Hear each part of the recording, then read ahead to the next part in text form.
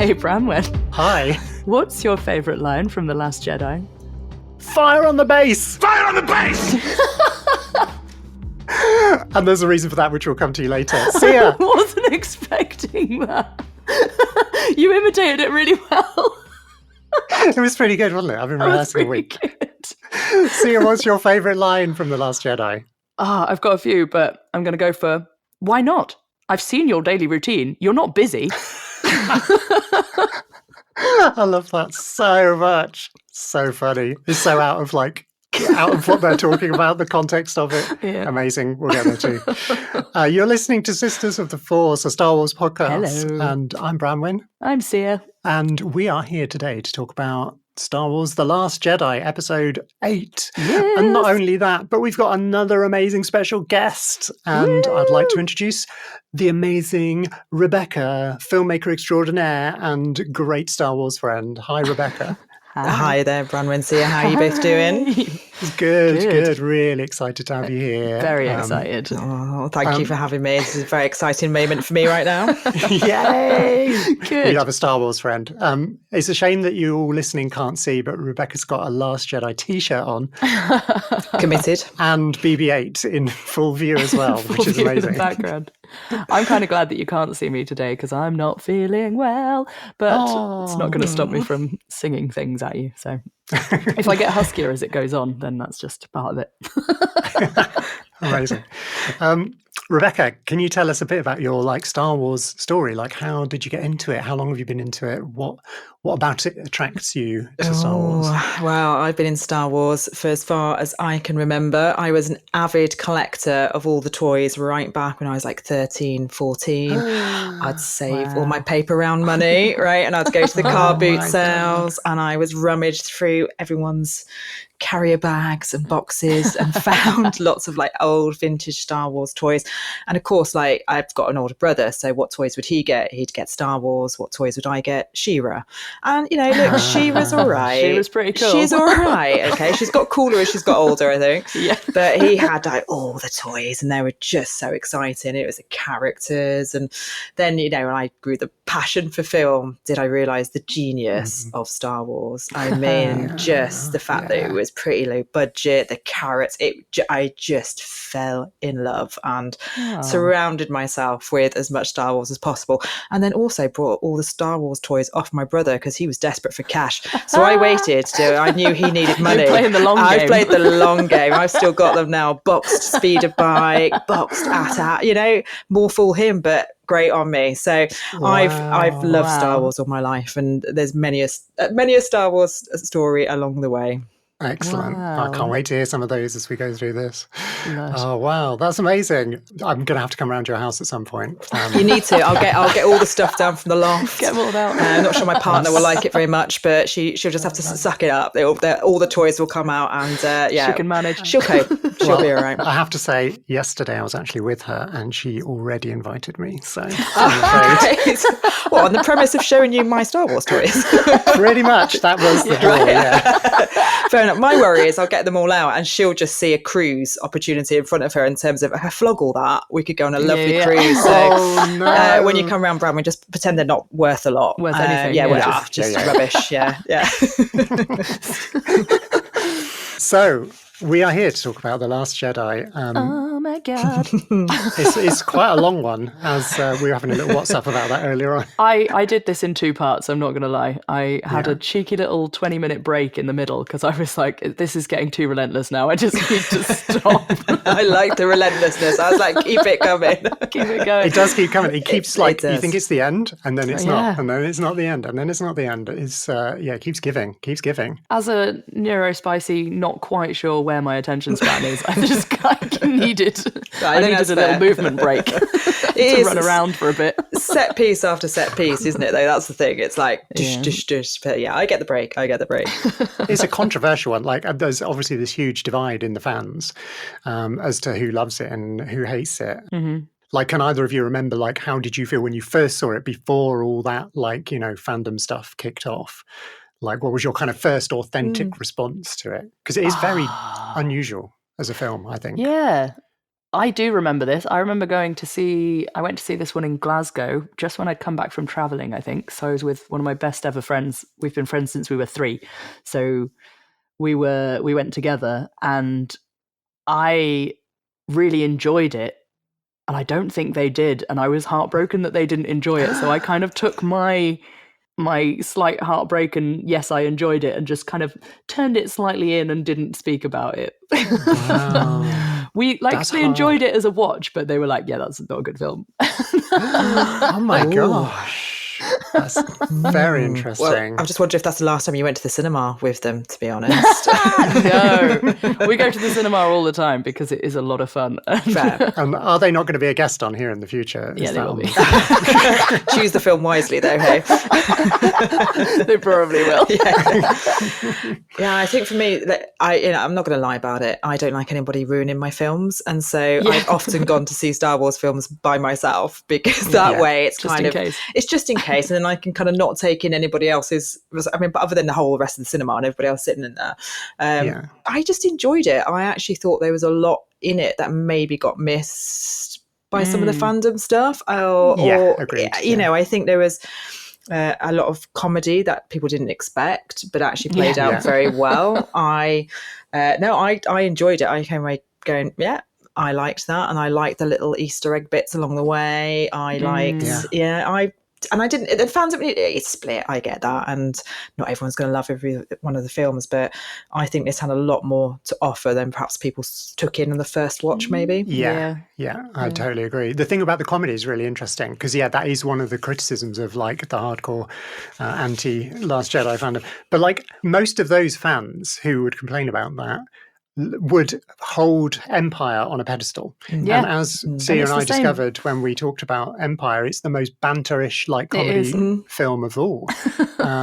There is a lot of room for comedy in Star Wars. For sure. But it's the light and the dark, right? If you don't have the comedy, is it not like a bit too serious? Yeah, exactly. And I think you do need both to balance it out. And I think that actually makes it feel more human, or species, should I say, because actually we're all light and dark, right? And surely that should be light and dark should be within the comedy of life as well. So no, I thought 100%. It was great. I like that bit. Sure. Yeah. I had a really weird experience. I think I went with my mum and possibly my dad as well, but he doesn't generally pass as much of a comment. But so I was like intrigued to see what my mum would make of it. And we both came out like a little bit shell-shocked, mostly because I found it like very different. And there's a lot of meta of that within the script of the film. There are lots of lines about like forgetting the old and moving on with the new. And scenes like Rey's vision, I'd never seen anything like that in Star Wars. And I was like so excited. I was like, what is this? This is amazing. Yeah. This is like a kind of weird dream. Like, I don't even know what this is. There were lots of bits where I felt like this is so far off the path of normal Star Wars, which really excited me because otherwise, you can just keep having the same thing again and again and again. And this was a golden opportunity where at the furthest point in the timeline at the time, there's nothing ahead of it. You can do whatever you like. Yeah. And I felt like Rian Johnson really, did that. He kind of took a bit of a wild swing. And consequently, that's where the division is, I suppose. If you take a wild swing, it's going to have that effect. But I loved it. And I still loved it. And I really loved watching it. How was it watching it this time? Like, I'm guessing you've seen it multiple times. Just a few. It's great. I enjoyed it every time. I do, and I kind of, you spot more and more things in it. And I think I felt quite energized by it. It made me go, I've got to watch the other one. I've got to go back and watch others. And it is different. It is a little bit off the path of the others. But like you say, Branwen, without that change, without that kind of progress, you just got to keep it moving forward. And no, I really enjoyed it. I thought it was great. And I mean, I could break that down. I could break great down, which I'm sure we will do as we go along here. But as my general sweeping statement, I did think it was great. Totally. Yeah. I don't know if I've actually watched this one that much. Really? So I think this might be my least watched. Okay. Yeah. Potentially of all of them. Yeah. And I don't know whether that was actually, it can't have been a second watch through. It must have been a third watch through. Well, if you saw it in the cinema, and you and I definitely watched it. Did we? Yeah. That would make sense. You've forgotten.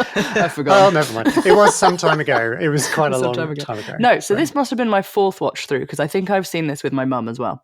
Yeah. Fair. Yeah, I think I did the cinema twice. But yeah, there was loads of bits that I'd completely forgotten. Yeah. Loads of bits that still made me cackle. And just, yeah, it was really, really exciting. It's just my pure need for movement that means I can't sit still for nearly 3 hours. Yeah, So it is pretty long. It is quite a long one. And last week, Seah and I did The Force Awakens together, and we went through blow by blow. Yeah, that was too much. It was a bit of a mistake. So I was thinking this week, I don't know how you two feel about this, but we could sort of talk about the opening, because the opening is a brilliant set piece. Sure. It's a real Kickstarter for the movie.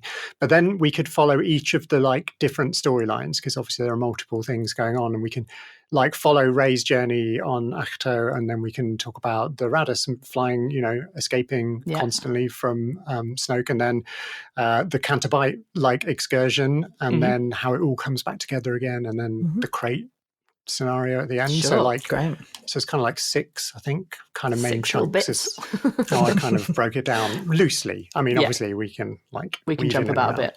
But yeah, this opening is. Can I say something about one of the first things we see in this opening?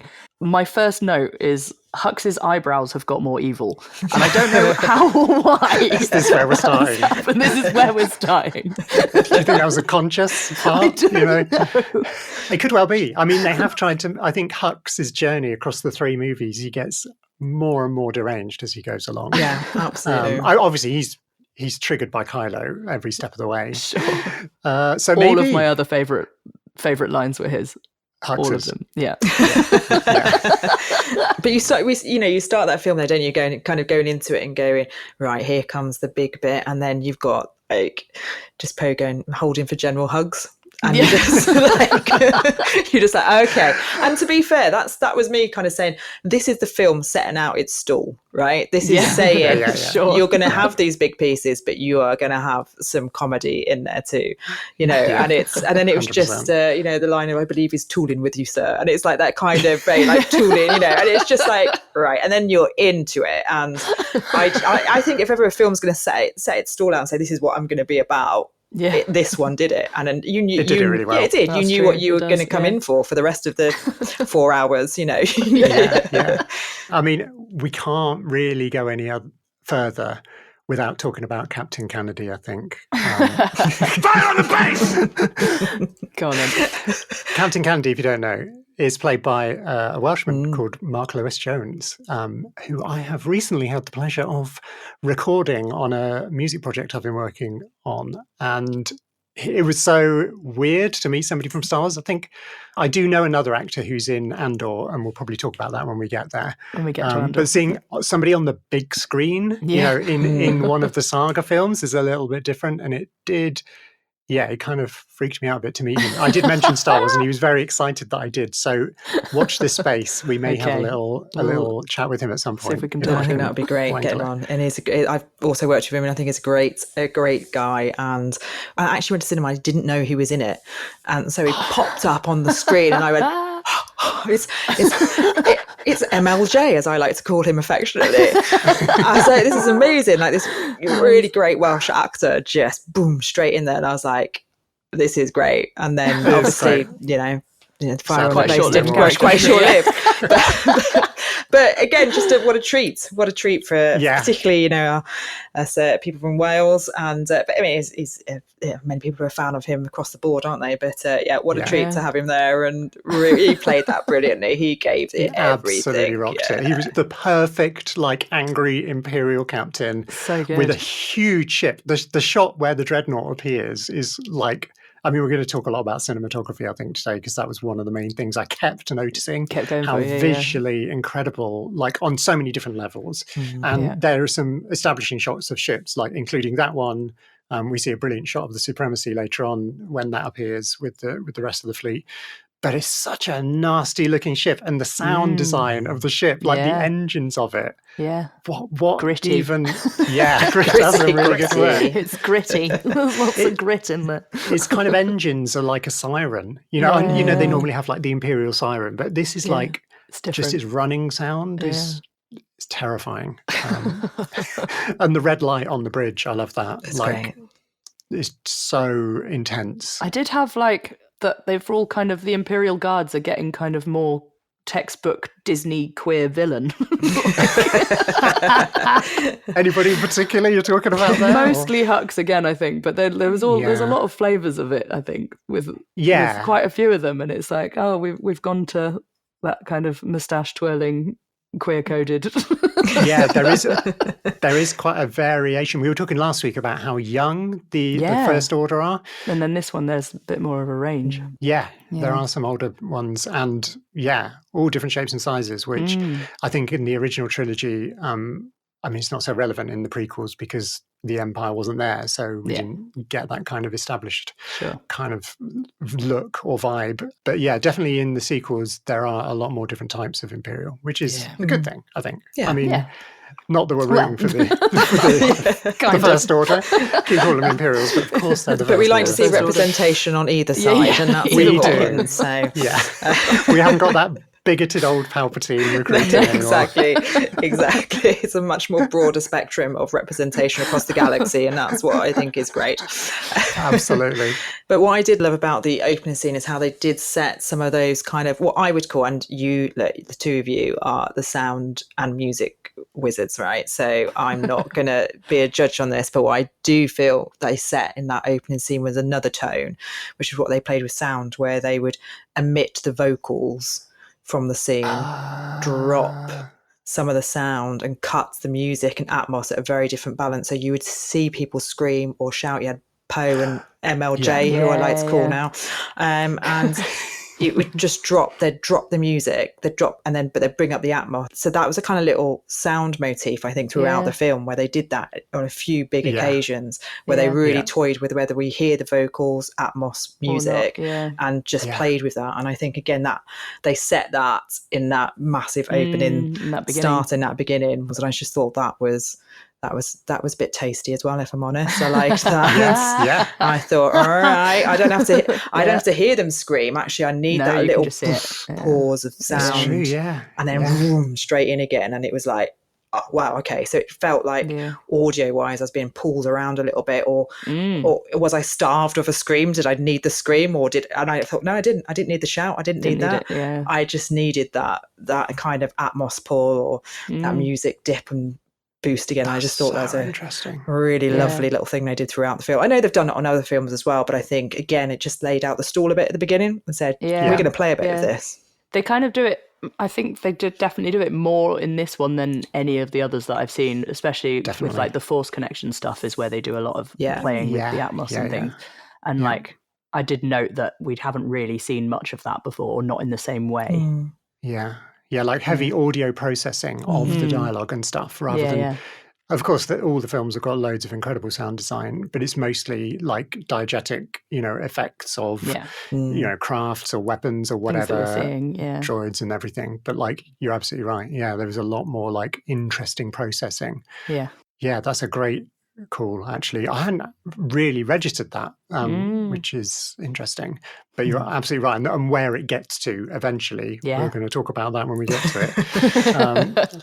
Like one of the most notable sound moments in all of Star Wars. Yeah. There was a visual motif that I noticed, which I have seen it before when I've watched it, but it kind of came a bit into focus this time. And I don't know if it relates to some of the meta stuff of the film, but you keep seeing several times, you see like a kind of slice visual motif. So there's a TIE that comes flying over, I think chasing Poe, and the TIE gets kind of caught through this kind of grill thing somehow. Like it must be part of the dreadnought or something where there's like vertical slices, a bit like an egg slicer, that kind of thing. And the tie crashes through it and goes into pieces. Yeah. And I mean, the word slice becomes really relevant later on in the story when we get to DJ and, the Cantabite adventure. And during that sequence, we get some more of the same type of visual. There's a bit where we see something go through another kind of grill type thing. I don't know what that means. I think it's like we're shredding the rule book. Shredding things. Yeah. I might be looking too deep, but I think it's something you'd probably have to go back and check out. Once you've seen it, you can't kind of unsee it. I need to go back and watch it again now. So either that, I mean, I've also now got a craving to get myself an egg slicer because I missed the retro. So maybe there's a kind of message in that. But yeah, no, you're right. Actually, thinking about it, yeah, absolutely. There was those kind of moments, and I know what you mean. I think there's a few like micro versions of that as well, but I can't think of it off the top of my head. But definitely there are some ship moments. Too much YouTube where you see people slicing jelly through egg slicers. Well, that's the vibe, obviously. That is the vibe, and that's where my brain's going, and now I can't unsee that or be relevant to this film at all. And then we've got this wild sequence with the bombers, and who we later find out is Rose's sister. The visual storytelling is just awesome. That moment where the bombs, she's trying to load up the bombs drop, and the shots where she's fallen down, and that beautiful shot where she first opened her eye, and you thought you're conscious, and it was just gorgeous. It was just the framing of the eye. There was another silence, wasn't it? Exactly. They just did, and then it was like a moment of, okay, she's conscious, she's alive, can she do this? And then it was like then the kicking bit, and it was just that little shot. I thought she actually had one of the best shots, I think, in the film, actually. That coming to consciousness, being there, and just a moment to look into her soul, and that eye moment, and what's going to happen next. I thought it was a really beautiful moment, actually. Short-lived in the film, right? But great moment, right? We've established 2 great moments now in the film with short-lived characters, but great moments. One on each side. There's a fair amount of short-lived characters. Yeah, there are. That's true. Yeah, Rian Johnson was not like light-handed with finishing off some characters.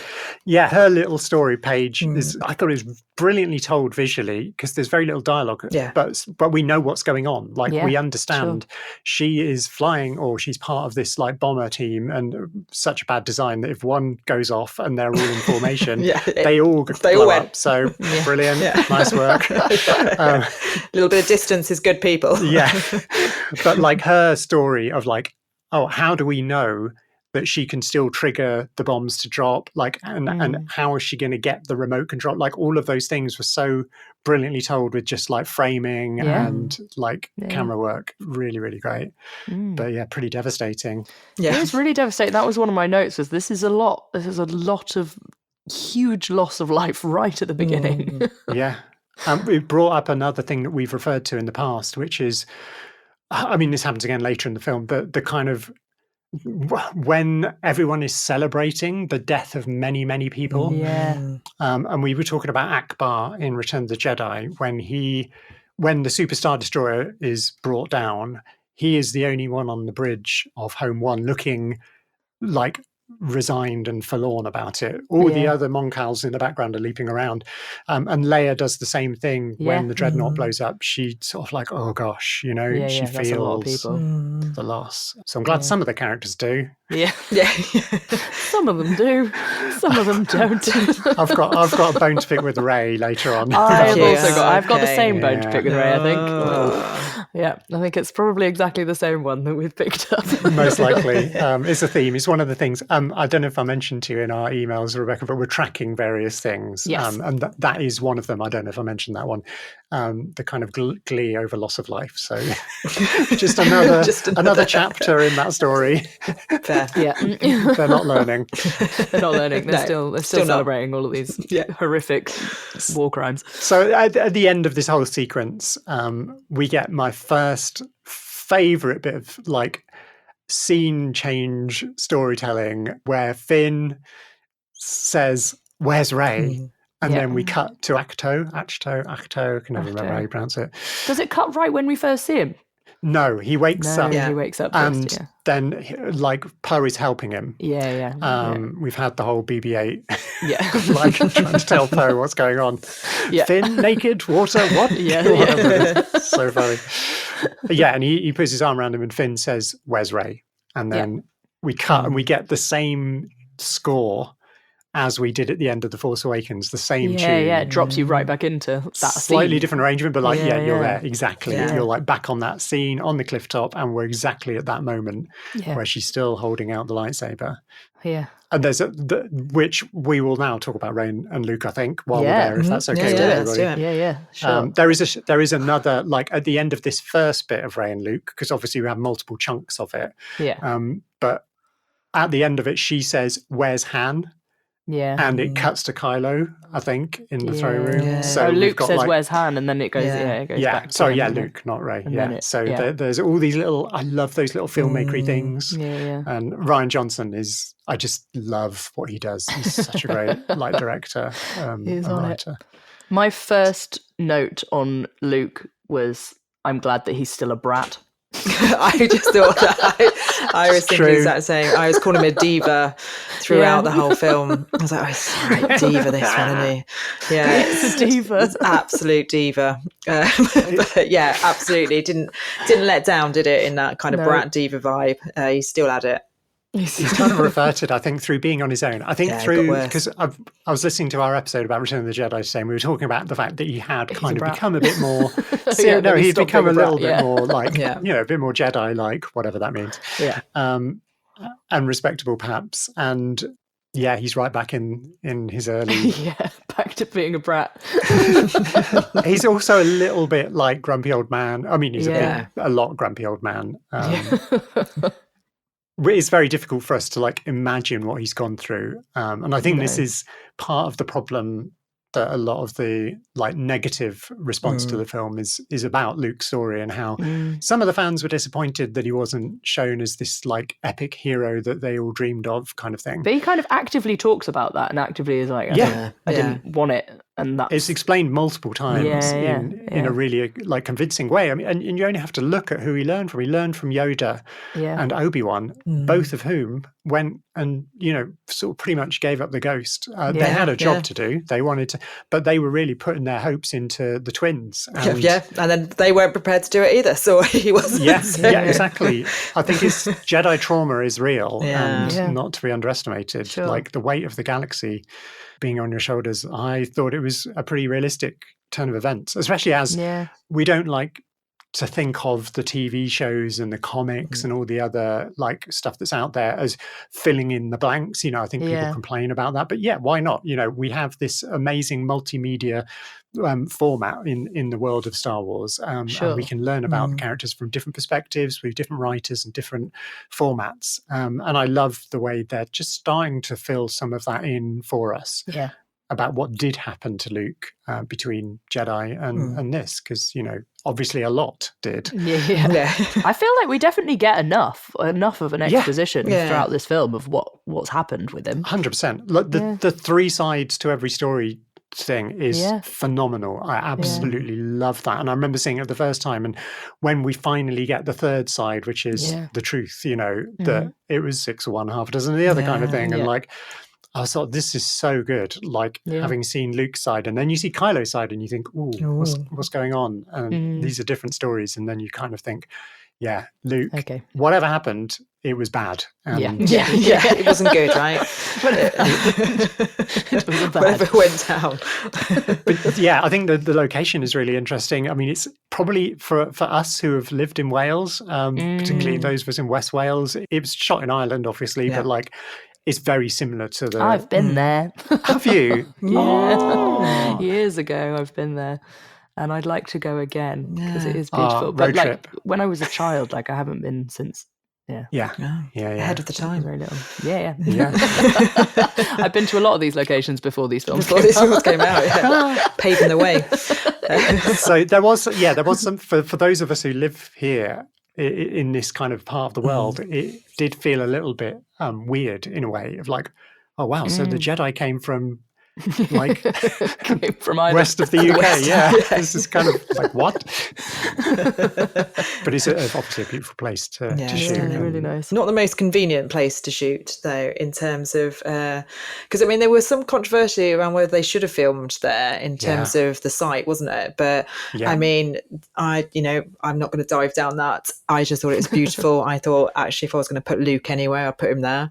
He opted it himself, but it felt befitting to actually where he was, this kind of beautiful yet rough and slightly torn split location visually. It was like 1 minute you had beauty, then you just saw the rage of the sea all around the rocks of nature, and I just thought actually that was a great location to place him in. Definitely. Definitely. And again, the tone setter at the beginning of that scene when with the lightsaber. He took the lightsaber, lobbed it over his shoulder, done. And it was like, okay, because and I bet that destroyed some Star Wars fans. I get that. They were like, how dare he? How dare he? I could see, but I was just like, it's complicated, of course, right? Yeah. It's complicated, and he doesn't want that. He's done with that, and that's not what he's here for. And she's brought back to him. It would have been so boring. Like if he'd said, "Okay, I'll teach you," and then we have this like training of Rey, and then she goes and defeats Kylo. It's like, well, we don't want that kind of story. No, exactly. We don't want that story.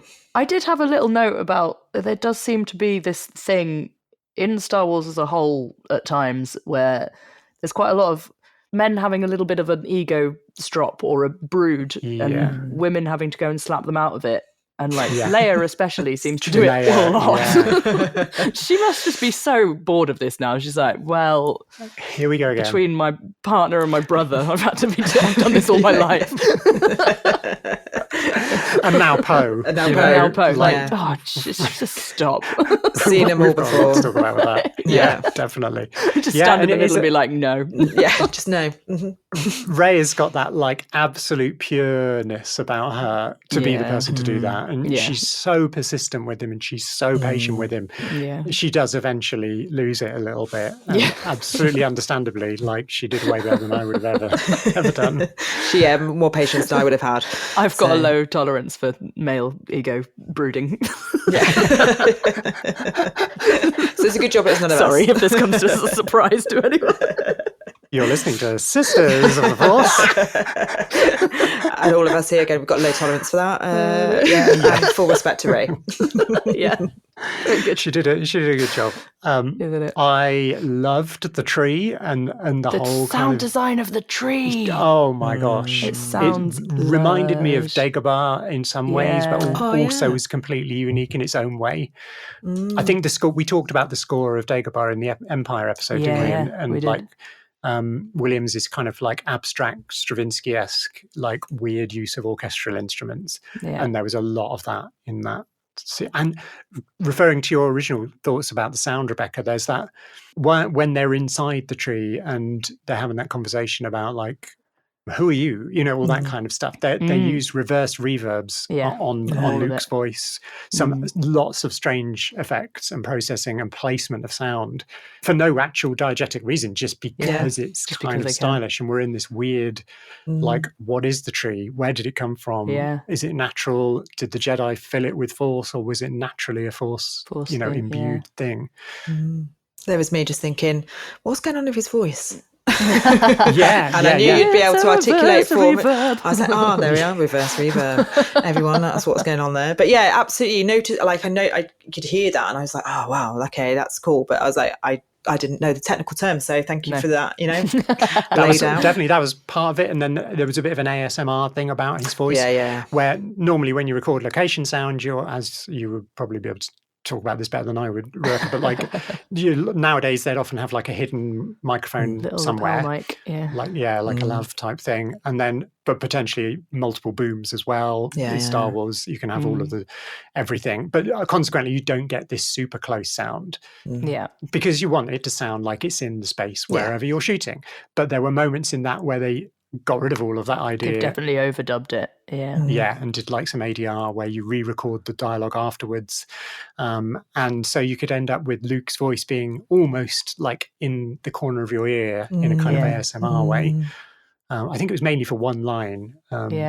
was it the who are when he says who are you? Who I are think you? it was that. Yeah, and he repeats it, doesn't he? He's like, Yeah, very interesting. It really got us into that kind of mystical, like unsettled vibe, which I love for anything Jedi. Yeah. I was a little bit distracted there when we got into the tree by the number of books, Jedi text on the shelf. It was like, here's the Jedi library consisting of 8 books. I was like, really? I was like, is this, I thought, is this the whole, all of them? Or is this like, and I thought, well, okay, let's be fair. If we're talking about the Jedi being a religion, I mean, there's only one Bible, right? Or vice versa. But I was like, 8, I was kind of like I wanted a little more than just those. But it's not the same as their archive, is it? Because their archives are massive. They are massive. But I think this is just an early Jedi location. I don't think they stayed here. We don't know much about this place yet. Yeah. No. And I need to look that up in the Timelines book, which we were talking about before the show.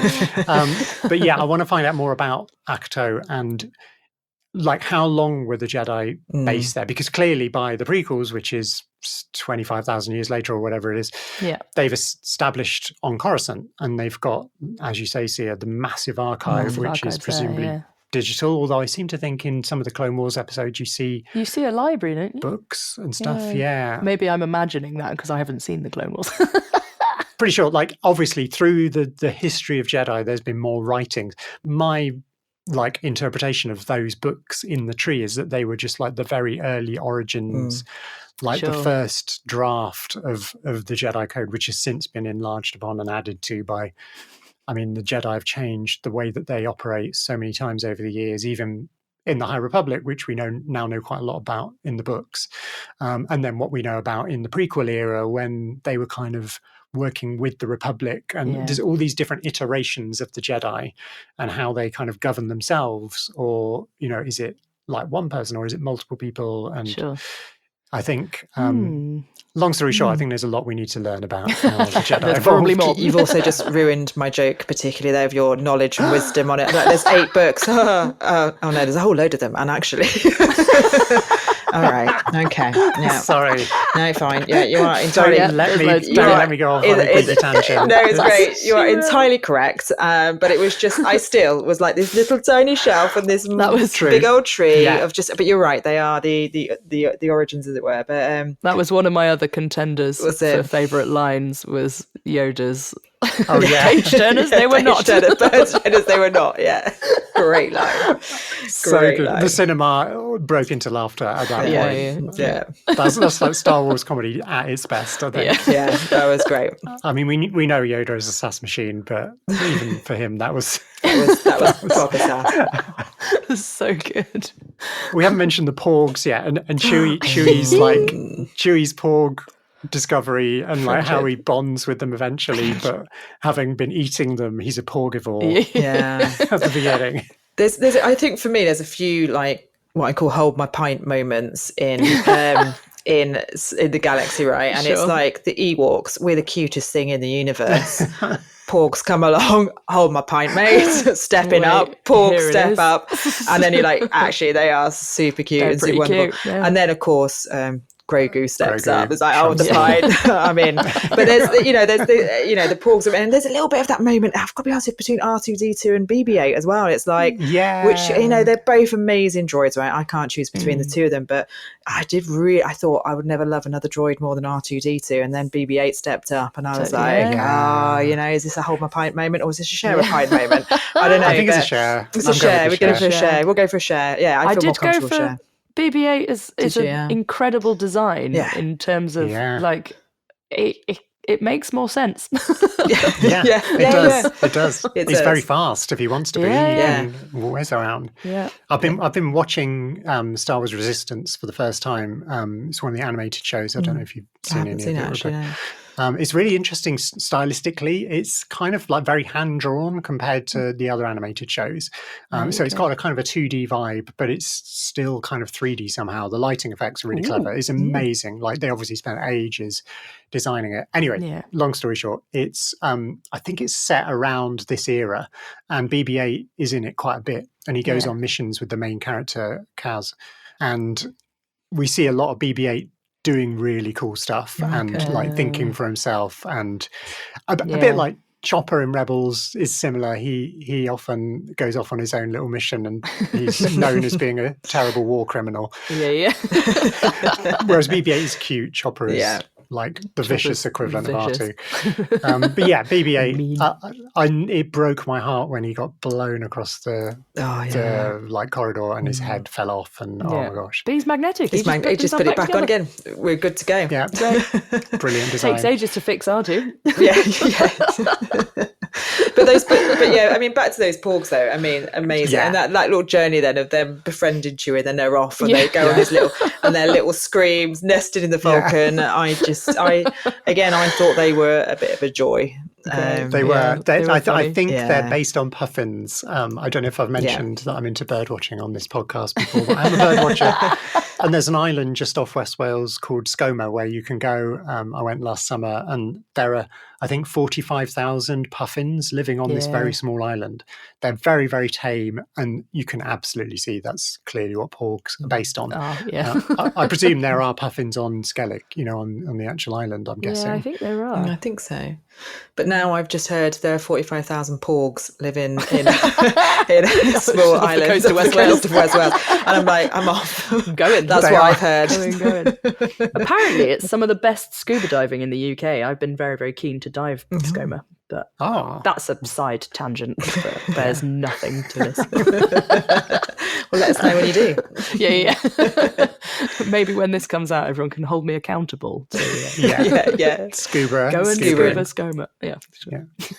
The other inhabitants of Ahch-To are the what I've called Beatrix Potter hallucinations. Totally. They're like Mrs. Teggy Winkle or whatever the character is. Yeah, completely. I did write that in my notes. What are they? And then Luke calls them caretakers quite early on. But what are they?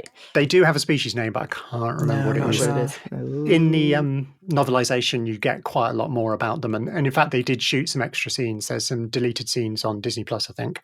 Okay. At the beginning of the whole Luke Rey story, he says he's going to give her 3 lessons, and we only see 2 of them. Yeah. The third one, which they did film, I think. I can't remember how it works, but she thinks that the caretakers are in trouble, and she goes off on an adventure to sort of rescue them. And Luke says, "Don't go," and she goes, and she does the kind of impulsive, like Padawan thing, which Luke obviously did when he was training with Yoda. He's like repeating that same lesson.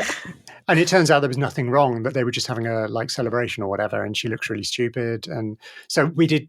I probably told that all wrong, and I'm sure there's loads of Star Wars fans screaming at their phones at the moment. But the point is that there is a lot more about them, or there was but I guess they just ran out of time in the film to not tell us. There was a lot. If it was any longer, I would have needed a longer break.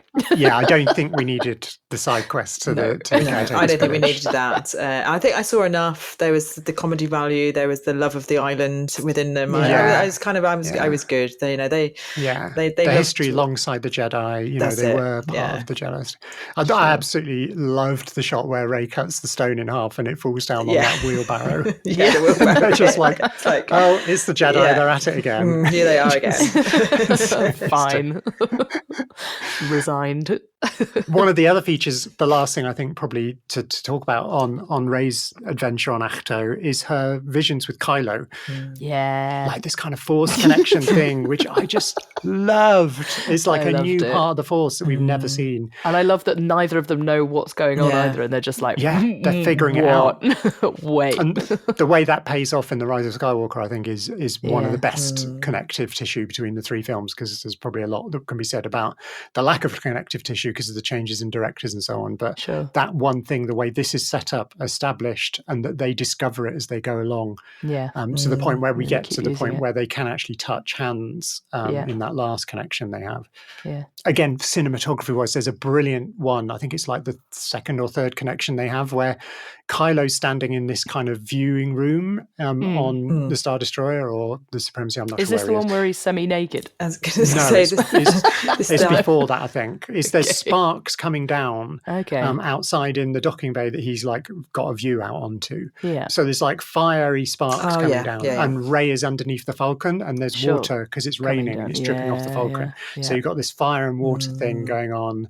It's Very so nice. good. And again, the audio, we've already talked about this, about like the use of like reverb on their voices and reverse reverb, because it's an unnatural connection kind of thing. So it's an unreal space. Yeah. Really weird. Lovely moment. And I love how that develops and how they figure it out. I just think that's so cool. That connection that they have where he is in his bedroom or wherever he is, where he's wearing a cummerbund for no apparent reason. Has he got a kimono or something? When that happened in the cinema, my friend that I was with, I can just, every time I watch it now, I can just hear their cackle because they lost it at that point. and then I did too because it was funny. But then I can't watch that scene without hearing the cackle, and like everyone in the cinema just turned around to look at us, and we'd lost it. God. It's super uncomfortable. But I think so uncomfortable. throughout this film, their relationship is super awkward. Like, it is awkward. It's intentionally done, I think. It is, and I think that's what makes it feel quite, you can buy into it more because it is all a bit awkward, it's all a bit unknown, it's all a bit like, oh, what's going on, and we're not sure about this. Pays off so much when they do connect, and their harmony in the amazing throne room scene. Yeah, sure. Anybody got any other thoughts about Ahch-To before we move on and talk about the dark pit? The pit. Oh my gosh. Rey's vision, of course. Rey's vision, but also the pit in general. When we first see the pit, I think that might be my favorite piece of music, or one of them, because like it gets all very sinister-y and a bit creepy, but like also quite dramatic. We see it in her lesson when she has lesson 1 with Luke. When he's playing with her a bit, but then she does go into that vision, which is beautifully put together with a little montage of all the different aspects of the Force. And it ends with the pit. The pit. Yeah. And when she goes down, like the whole sequence as she's climbs out of the water. And we're dying to see her parents. We're just like the suspense of that. Like, I remember before the film came out, it was what we were all talking about of like, are we going to find out Rey's, who is Rey? Yeah, and the finger clicking scene with the multiple. So bizarre. So cool. But like, so trippy. Really trippy. Very psychedelic and not like anything we've ever seen before. I was going to say, I mean, I'm going to slightly, I don't know if I'm lowering the tone or actually making this more cerebral than we'd all imagine.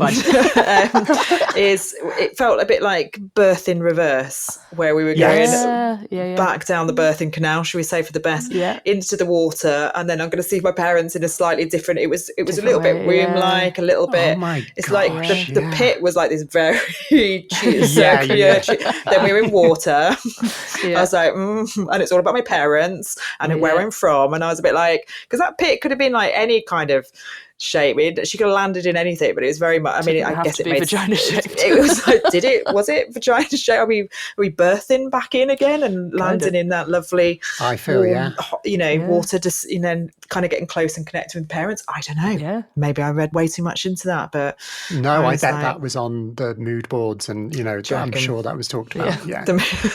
Also, the fact that I think this is probably coincidental, because I don't know if Rian knew what the final story of Rey was going to be, which we obviously find out in JJ's story later on. So they had to keep it vague almost. Yeah, except that what I was noticing, having you just said that, is that we originally see the pit in terms of the dark side. Yeah. And so the fact that she goes into it, and she is the sort of descendant of one of the biggest Sith Lords in the history of the Force. Yeah.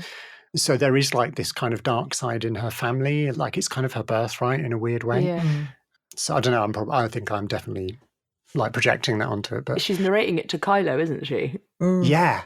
But we're seeing it as a flashback almost. Yeah, I don't think we've had that kind of narration before either. No, it was really weird. Because I was like, wait, what's happening? And then it kind of pans out and you go, oh, she's talking to Kylo about it. Yeah, and he's there in the hut. Yeah. Like we've got all of these kind of mind-boggling phenomena happening at the same time. All new Force stuff that we've not come across before. Yeah. I can't understand why fans wouldn't love that. Like every time we find out something new about the Force, like the Force is this ever discoverable thing. You know, it's not all what Yoda didn't define it. You know, like his stuff in Empire Strikes Back. I know it told us a lot about the kind of principles of it, and then we learned a bit more about midi-chlorians and everything else in the prequels. But like this is like all new stuff, and we're learning new skills and new possible ways of the Force like manifesting for different people, which is awesome. I thought in that moment as well, her trust of Kylo when he kind of said to her, your weakness is your parents. But then I was like, how do I feel about that? Has she kind of gone down this, I'm telling him about this vision relating to my parents, but he's already said to me that's my weakness. But I'm trusting in that story. I think some people might have found that frustrating, but I found that really interesting. I thought it was the complexity of that relationship that they've got. Even though he's kind of flagged that to her as being a weakness, she's still sharing the importance of that in her life and that journey she's been on. And I thought interesting because there's that real pull between them. There's that real pull between them of just not just the Force, or it's a relationship of both power, trust, confidant. There's a lot playing out in that, I think, in a lot of ways. Definitely. I think we learned a lot about Kylo's play, where he's at this time, because this whole film, he's got this very like in the moment vibe about him. He's not carrying any dogma. It feels like he's almost stepping away from Snoke already. You know, Snoke is being his master, but is clearly like abusing him horrifically as a apprentice kind of thing. And you can tell he's sort of had enough of that. And he's trying to figure stuff out for himself. And I feel like he keeps saying, cut it, forget it, move on, like throw it away. Like his whole thing is like, get rid of it. I mean, there's definitely some meta stuff in terms of like Star Wars, and like we're getting rid of all of the dogma of the Jedi Order from before, and like that's all gone. You know, we're in new territory, and I love that about Kylo. And I feel like Rey was intimidated a bit by that, but I think it really helped her to find herself as well, like find her own destiny, and to like, okay, I've had it with Luke now. He's just not giving me what I need. He's not doing it. He's not doing it. It's not doing it. Too much of a I mean, they both got masters who are not doing it for them, which leads them, you know, to connect in a really cool way. Should we talk about that before we talk about the other? Like, we got to go and do Canterbury. We've got to talk about Leia on the Raddus and everything. But like, while we're on Kylo, Kylo, stick with Kylo. Yeah. I noted, I don't know where I was going with that note, but I was looking at kind of like the Kylo and Anakin parallels that were happening interesting throughout the whole thing, and like that whole kind of feeling like they're not being treated right by masters, and feeling like they can do it better in a way, but like obviously they've come from such different places. So I was thinking about that, and then I didn't write anything down. No, that's really cool. I think it's like, cool. Anakin has like this unimaginable amount of like innate force about him, because of the way we still don't really know how he came to be. You know, his conception is mysterious. Whereas Kylo doesn't seem to. He's got like, feels like a bit of a watered down level of force skills. He's sort of generationally quite a long way away from Anakin. But yeah, you're absolutely right, Seah. Like the way that Snoke speaks down to him, though it's not the same, but it does have some stuff in common in the way Anakin used to speak down to Obi-Wan used to speak down to Anakin. And in fact the whole Jedi Order used to treat Anakin pretty badly. I don't know, it is interesting because he obviously idolizes Vader, although he knows very little about him, and he's got this leader who we know, we still don't really know much about Snoke. Much about him, we don't know about him. He does have a great line though. He says spunk, which I don't think has ever been said in Star Wars before. Such spunk. Such spunk. Oh, hello, what? Andy Serkis, absolutely crushing it. Great. Absolutely brilliant. I was just like writing down line after line after line of his, particularly in the scene where, when he's got Rey there. I loved that scene so much. I don't know many people who don't, actually, to be honest, with the whole the way that Snoke's speech is being delivered, and once you've seen it the first time, like the first time you get totally caught out by it. But the second time you watch it, you realize the dual meaning of everything he's saying. Of like, and now he takes his saber and cuts down his master, or his true enemy. Master. So Snoke's throne room, I can't remember when we first see it, but it's huge and red, and then half of it's huge and red, and then the other half kind of looks more like what we've seen before in terms of Imperial ships. Grey, hard grey and hard and Imperial and all that stuff. But my question was, is that just aesthetics? What's going on? I think so. Yeah. I feel like it's set up so that the turbolift doors open. Yeah. And the first thing whoever coming to visit is going to see is this red, which is quite an alarming colour. It is very alarming. And he's in gold as well. Yeah, and then the shots kind of as they're battling in there, and there's at some point there's fire coming down from somewhere. Don't really know where the fire came from. The Imperial Guards are cool. I think it's fabric, the red. I think it's the most glamorous fight of all of the... It was Yeah. glorious in its costume, so its outfit, its movement. It was like this... disco, not disco as in the lights, but That's great. do you know what I mean? Not disco as in it, but like this kind of disco vibe. Everyone is incredible outfits, giving their best moves, and it just being it was utterly beautiful It was savage, but it was beautifully shot. The costumes are amazing, like you said, the lights, and you just it's just like disco hall, and we're off with the big old fight. And there was something really quite literally highly glamorous battle room. It is a very glamorous It's really glamorous, right? And the whole thing was glamorous, but I really rather loved that as well. And there's some really brutal death that happens in there quite early on, where that's what happens. That's one of the sliced things. It's one of the Imperial Guards. Yes, that's it. Goes Kylo into drops the him in a vent. Yeah, He that's another one. slices him up. Yeah. Woo! You just see these little bits come out. Oh, gross. Oh, it's like shredded. Shredded Praetorian Guard. Not so glamorous, that bit, but I think the red is fabric. Okay. Or kind of some fibrous thing, because at various points I think it gets set on fire by lightsabers and or the weapons that the Praetorian Guards use that have the kind of sparks sort of across them. Yeah. And it catches fire and it gradually burns away. And it's sort of we're losing Snoke's, all of Snoke's majesty. I mean, he's dead now. He's been just cut off, and all his majesty is just collapsing into black, which is like a blank canvas for Kylo to start with. That's kind of my interpretation. That's your interpretation. That's cool. I like that. That's cool. I like that too. But there's also a massive colour scheme. I think their colour chart for the film, and it was a little bit in Force Awakens as well, but even more so in this film, is black, white, and red. Yeah, absolutely. Yeah, and obviously we go to Crate later on, and the salt underneath the salt is red. There's a big red, black, thing going on. So I think it was just part of the film's aesthetic generally. It's the red. Is there any? Yeah, absolutely. To say it was very, very extra. Very extra. It was. I mean, Snoke has got a lot to we're learning gradually about how he came to be through the TV shows, especially the Mandoverse. We're finding out a little bit about the road that led to Snoke, without giving away any spoilers. Yeah, don't do that.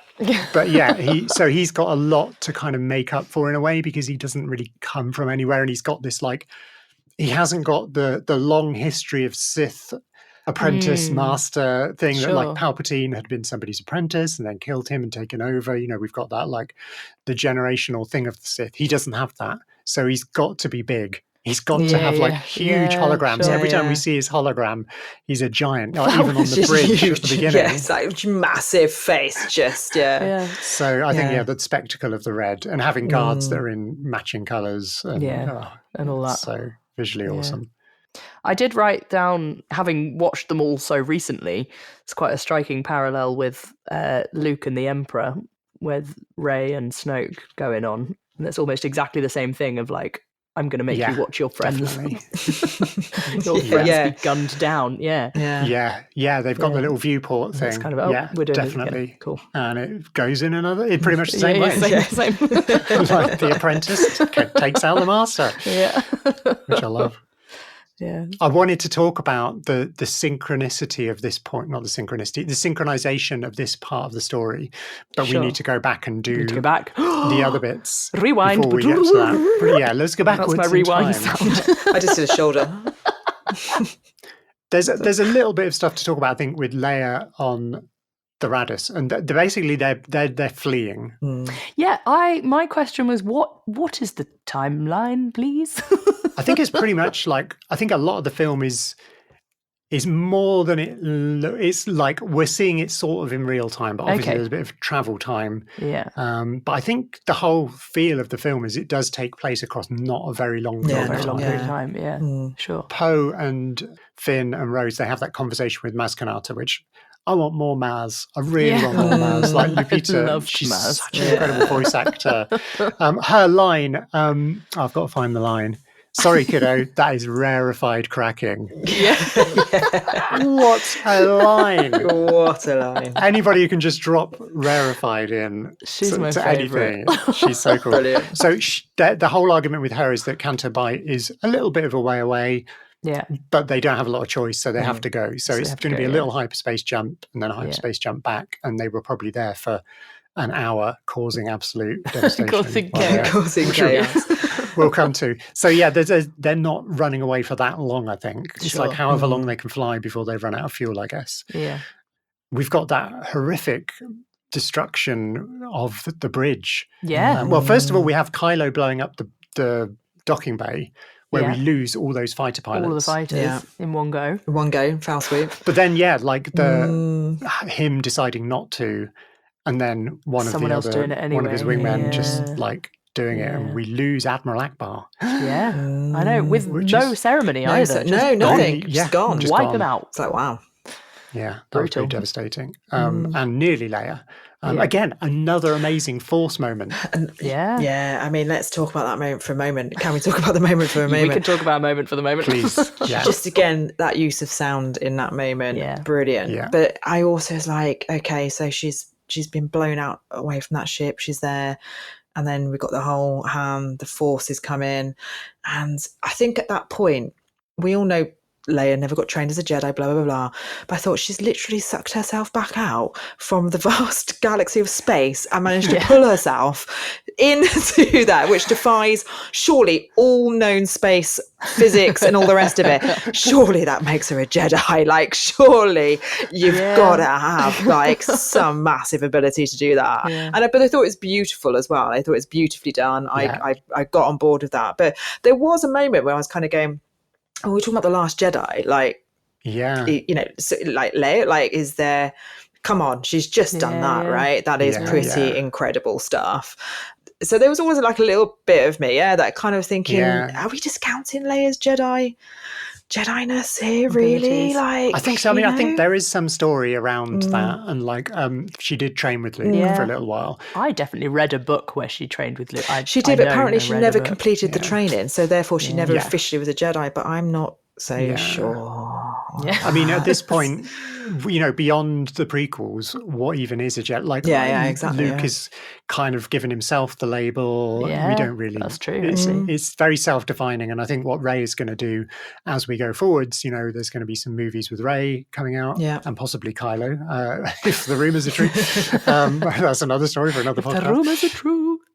But yeah, there's like the definition. What even is it? She is very strong in the Force. Yeah, we know she can feel things. We've seen that multiple times in the sequel trilogy.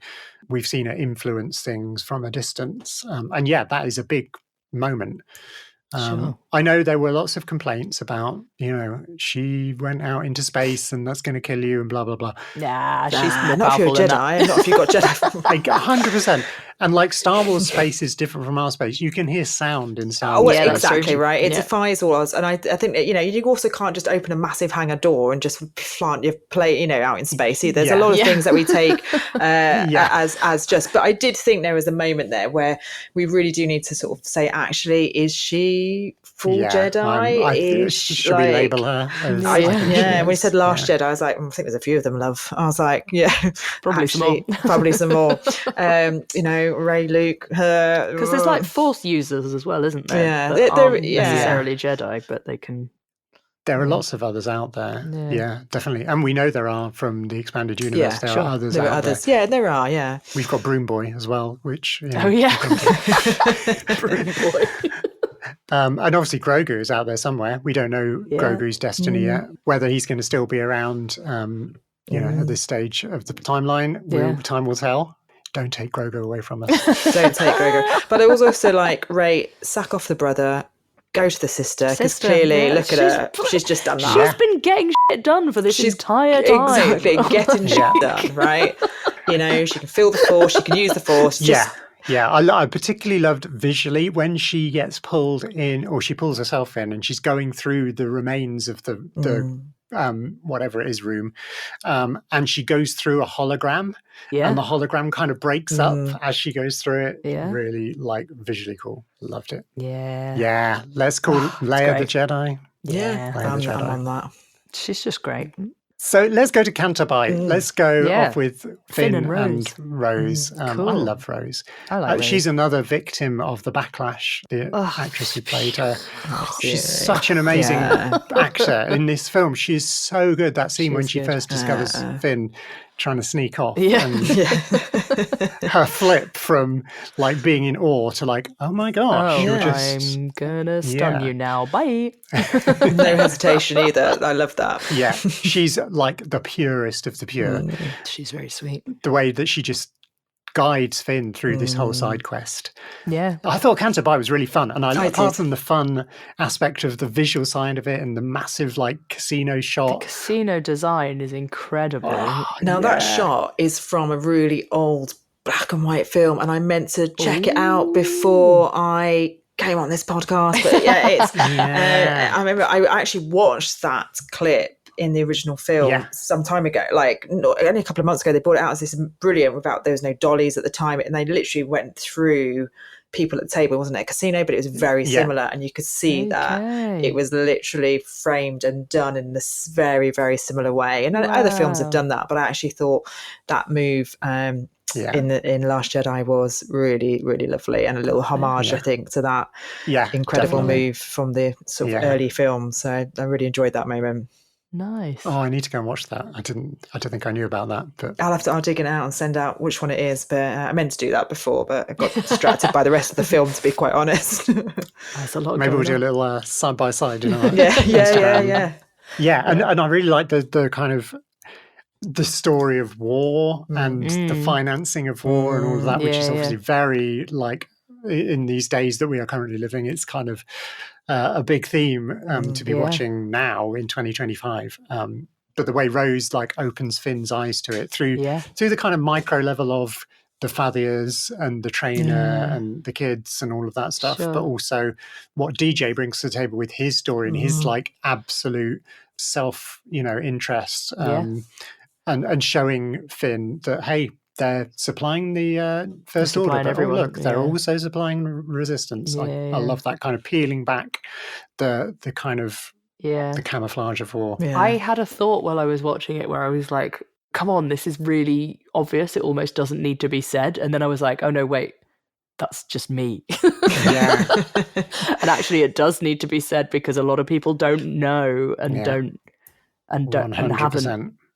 So that was a bit of a learning moment for me as well. It's all about the credits, baby. Yeah, really all about the credits. I love DJ. I thought he was a great character. I was so gutted when he dobbed them in, but it totally made sense. He's such a brilliantly drawn character. It's business. It's just business. Yeah. I love it when he goes, maybe. This is his last line. It's absolutely. Great character. But I did really love that bit where he gave Rose back that part of her necklace. I thought there was sort of, because you kind of go always lovable rogue in it for the money, and then you get sort of that little moment where he's giving it back to her and you're like, that's nice, and then he's actually just completely self-interest and throws hundreds of people under the bus, but all under the bus. But again, that little bit just took you on a journey of who is DJ, what is this character really about, what's his real motives, and that little spin of giving that necklace back was Yeah. like, Yeah. okay. Just before Yeah. dropping them in it. Like, Yeah. so good. Yeah. I think the slicing thing we've talked about is obviously like he is a slicer. Yeah. And Yeah. when he takes out his little slicing chips, when they've got to like send their clearance codes or whatever, and he's got like them all lined up in a box, it looks like a little slicing thing, like literally for slicing. And then he puts it in the thing, which looks like a slicing thing. And then they fly through this sliced bit of the Supremacy's hull. It's all of this stuff about like finding your way through to get to wherever it is that you need through whatever means necessary, which is, it feels very much like what Finn and Rose are doing. Like they're on this impossible mission to infiltrate this like massive capital ship, which is so well defended, and like they manage to get there. It's so devastating that they get to the they get it disabling the tracking thing and fail at the very last minute. So the bit where they're kind of going in, it's very Star Wars Rebels. Like it really reminds me of loads of Star Wars Rebels episodes where like Chopper will get a disguise. He's the astromech in Rebels, and they're forever disguising him as like an Imperial droid when they're doing their little things. And BB-8 just gets like a kind of laundry basket put on his head so that he looks like a first order droid. Is so funny. It's brilliant. It's perfect though. Hijinks, and so ultimately we do get this synchronization of the stories, which I loved, where Kylo and Rey are in the throne room having their fight over the lightsaber, at the last moment, and they're pulling it apart at the same time as Holdo does the Holdo maneuver, which is going down in galactic history. Sure. Shout out to Laura Dern. I want her wardrobe and I want her hair, by the way. Yes. But she's lined up to fly into the thing, and Finn and Rose are about to be executed by Phasma. Yeah. And all these things like escalate at the same time. I love the kind of intercutting, which is a bit like Return of the Jedi in that kind of three-way storyline thing going on. Amazing. And then we thought that was the end of the film. Yeah. Oh no. And then we have this like there's a whole other bit. A whole other sequence. A whole other Should we going on to that whole other sequence? I think I think so. Unless we've got, there are so many things we could talk about. There's so many things. I think there's just the jump to light speed bit and the sound again. We've talked about the sound before, but the sound of that happening is that was a crucial moment.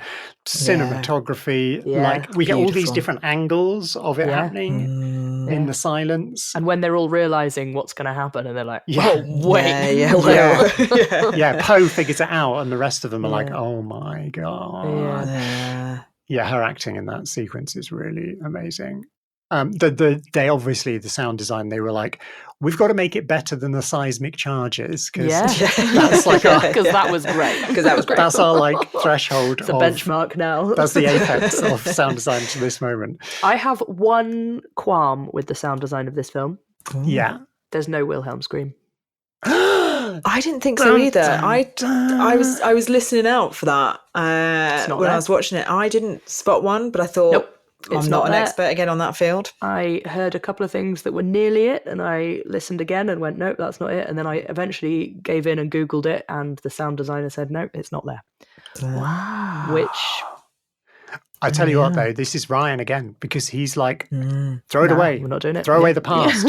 Forget it all. Yeah, sure. He's doing Kylo. He literally is. He is. Forget the and also, Luke, this is not going to go the way you think it is. Like, Luke's line there is a big part of this whole thing. Yeah, fair play. I meant to get an audio clip of the Wilhelm scream. I'll have for next time. You can get it for next time, because I'm pretty sure it comes back. It's going to be constantly used throughout this podcast. Pretty folks. sure it is. So, Crate, we have that opening shot of Leia in the entranceway with her kind of collar up. Yeah. Just so like stylistic and beautiful. Gorgeous. And again, we've talked about the red earlier on, and I remember the posters were all black, white, and red. Like that was the kind of promotional stuff, was all that color. And this planet, I love a new planet. Oh, it's just gorgeous. The design of the planet is gorgeous. And the little critters, the crystal kind of critters. Crystal critters. crystal critters. Great. They have a real name. What's their real name? I've forgotten. It was in our quiz. I don't know if you know this, Rebecca, but Seah and I do a daily Star Wars quiz. I do not know about this. No, is this just It's like a WhatsApp thing that we've been doing. It's what gave birth to this podcast, basically. Okay. I don't think we've actually said this on the podcast either. I'm not sure. Yeah, So- yeah, apologies so- if you have heard this before. No, folks, I haven't. but, I want to hear it, let alone the other listeners. So fire away. So- What happens here? Seah's mum. Was it from you tell it? So I'll tell the story. My mum found a trivia game in a charity shop, and me and my mum tried to play it, and well, she was rubbish. I was okay.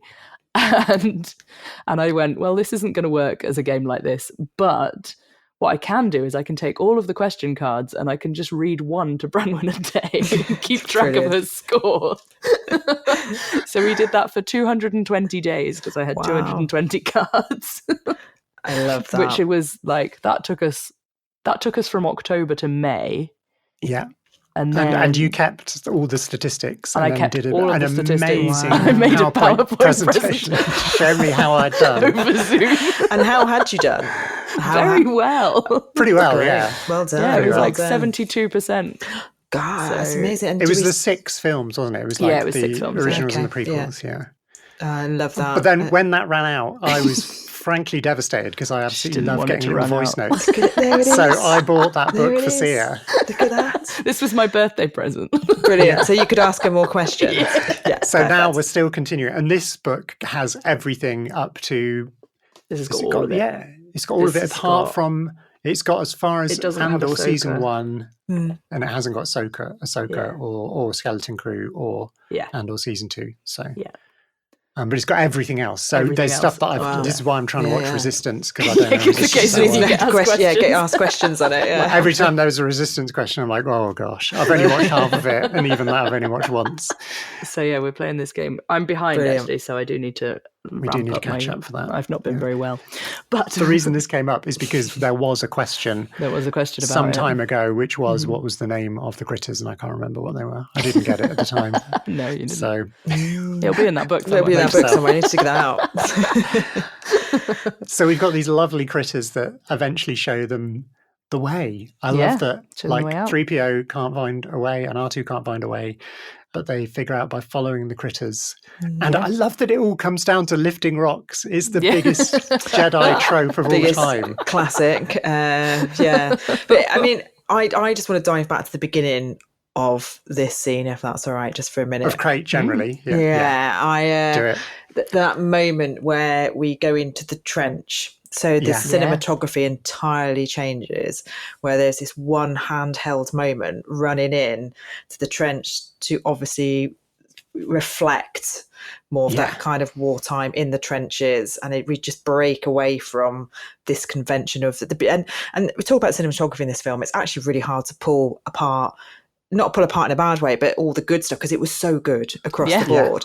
And then we just kind of end up in this sort of camera held running into the trenches to bring us all into that moment. But it really broke out of the other shots before, and then landed us back into familiarity. And then to kind of reveal in the trenches, Gareth Edwards, Yeah. the director of Rogue One, is there, ready to go. That's a nice has that little little Easter egg. cameo moment, isn't it? It's like, because he was like, he bargained his way. He's like, I need to be in a film. I need to be in a Rebel. And Didn't Ryan bargain his way into Rogue One? Isn't I he? think so. I in the think Death so. Star? Yeah, I think so.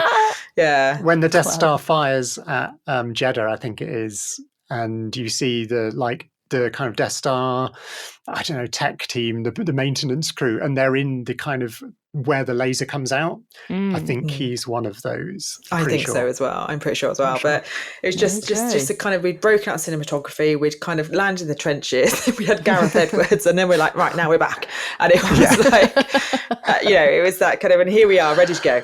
But it was just a great little opening to that final piece. And I think by that point I had realised this was pretty much the final part of the film. I was like, right, it can't be going on much it can't longer be than going this. on much longer now. We are Last. here. But yeah, I mean, but a great ending, I thought. I did like the Luke and Leia bit, you know. I did love that, you know. Yeah. Changed your hair, great. And I noticed, this is a callback to one of I think it was our Empire Strikes Back episode, when he takes his hand away and reveals that she's got Han's dice in his hand. We hear that love theme again. You know, we were talking about in The Empire Strikes Back, that I'd always assumed was the Han and Leia love theme. Which I can't, it's not in my head again. Not in your head right now. Yeah, that's fair. And we speculated back then that maybe it was the theme of the trio. And I think that's what it is, because at that moment we have a reference to Han, and Luke's just given her the dice from the Falcon. Okay, unpopular opinion, I don't like the dice. Don't you? No. Yeah, I'm not sure. I'm going to be honest. I sit on the fence with it. I'm not sure on them. That's the only thing I'm not sure on. Retroactively putting things in that weren't there. They are there. When are they? They're in A New Hope. Are they? Yeah. But they never made They're hanging a up in the Falcon.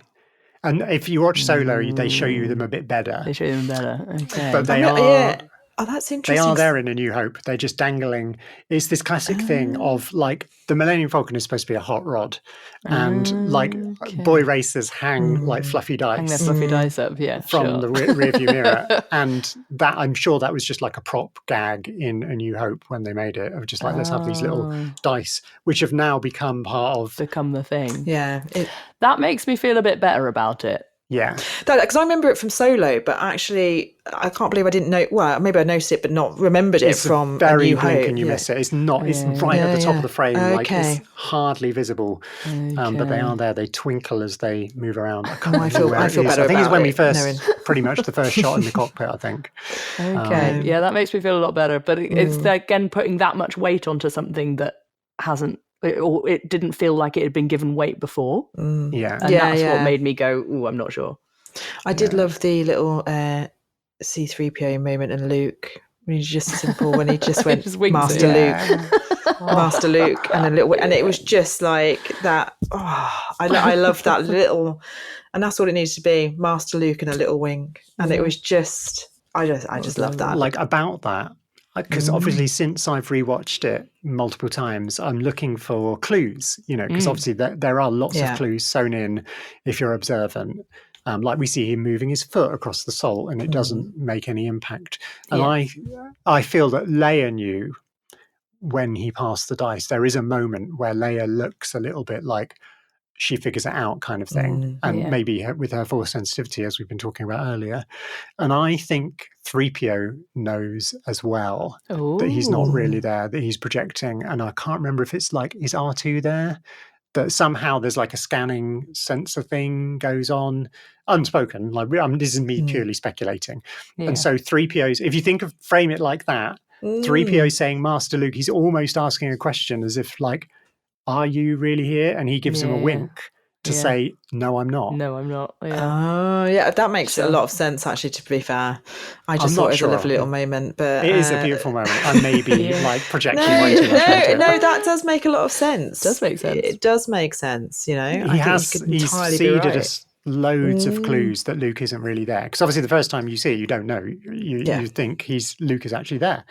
And only when, you know, Kylo puts his lightsaber through him, you think, oh, hang on a minute, something's going on here. And then we cut away and see what he's doing. Do you think you got him? You got him. Oh, no, you didn't. Luke's little brush off the shoulder. Yeah, that little moment is just perfect. So funny. So funny. Luke being an absolute sass machine again. I think we like on rewatches, like look for more clues. There's so many in there, I think. I saw quite a few more clues this time. Yeah. And in that scene a little earlier on, though, there is the line, one of my favourite lines. Look, I'm a massive romantic. I am a love bummer for life, right? But when Rose saves Finn and her line, not fighting what we hate, saving what we love. Oh, so good. I just thought it was great. I was like, it's meant so much on so many levels. And it was just like, we're not fighting what we hate, we're saving what we love. And I just thought, there we go. That works. That's the philosophy. That works. You know, 100%. This is why we love Star Wars. This is why we love Star Wars. That's why we love it. I'm sorry, I've realised we totally forgot to ask you what your favourite line was at the beginning of the show. We got too excited. Do you want me to pretend that you've just done it? So drop it in later. Rebecca! No, it's fine. I'll drop it. No, What is your favourite line in The Last Jedi?